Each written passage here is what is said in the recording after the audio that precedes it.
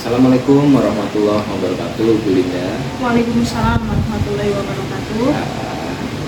Apunten nih Bu Linda, saya ganggu waktu panjenengan sebelum mengajar. Nggih, mboten napa-napa, Pak.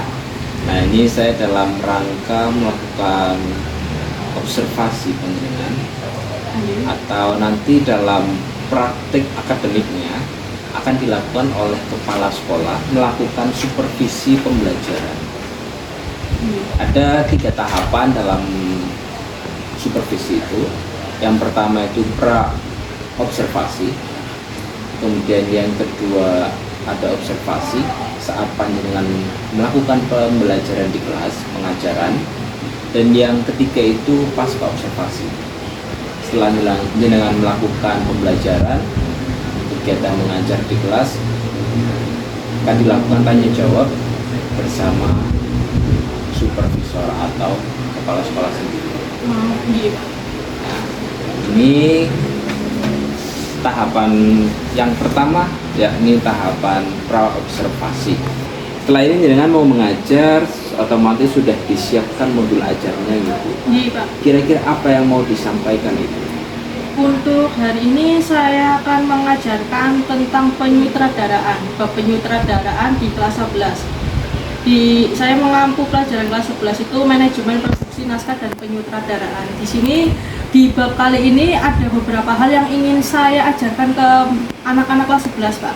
Di antaranya itu merencanakan proses penyutradaraan pada karya audiovisual untuk program televisi, baik itu televisi maupun iklan maupun film. Dan yang kedua itu menentukan proses berjalannya penyutradaraan pada karya audiovisual. Dan yang ketiga, tujuan pembelajarannya yaitu melaksanakan penyutradaraan pada karya audiovisual. Nah, di sini ada beberapa hal yang ingin saya tekankan ke para siswa kelas 11, yaitu di antaranya mereka bisa melakukan dan memahami apa itu tugas-tugas sutradara, apa itu tugasnya penulis skenario, dan juga bagaimana sih prosesnya dalam praproduksi, produksi, hingga pasca produksinya.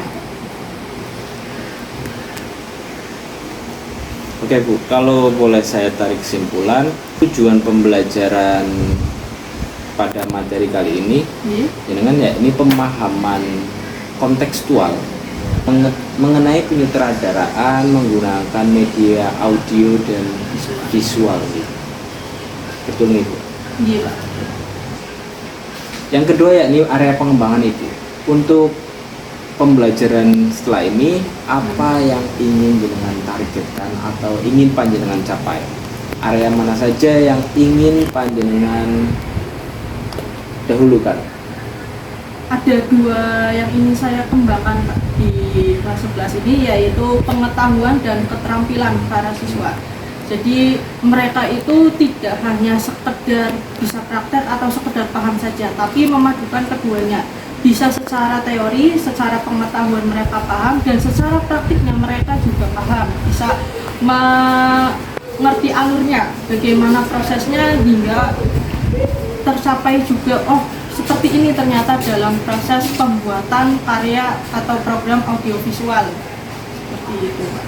Oke, berarti 2 area pengembangan yakni pengetahuan dan praktik dalam diri siswa dalam area penyutradaraan gitu. Nah, strateginya apa nih Bu untuk mencapai area tersebut? Ada yang saya gunakan, yaitu pertama itu diskusi kelompok.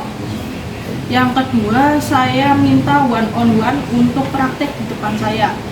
Yang pertama, diskusi digunakan untuk memastikan bahwa mereka itu bisa berpendapat, mereka bisa memahami teori, mereka memahami apa yang saya sampaikan secara teorinya, secara materinya. Dan yang kedua, saya menginginkan para siswa itu praktik one on one, bertemu dengan saya, mempraktikkan di depan saya, dan menjelaskan juga di depan saya. Oh, misal saya minta pendapatnya tentang praproduksi itu apa saja. Nah, mereka bisa merencanakan, misalnya membuat data lainnya bagaimana, membuat anggarannya bagaimana, penulisan skenario-nya bagaimana, hingga tahap editingnya bagaimana. Seperti itu. Oke, bagus sekali ini Bu. Jadi ada 2 strategi yang panjenengan ancang-ancangkan dalam penyampaian materi kali ini, yakni yang pertama diskusi kelompok, Nggih. kemudian yang kedua itu jenengan akan memastikan pemahaman dan pengetahuan siswa melalui praktek langsung one by one gitu ya, satu Iya. persatu dari mereka untuk mengcross check atau memastikan bahwasanya mereka sudah betul-betul paham atau belum gitu. Nggih, benar, Pak. Oke, Ibu.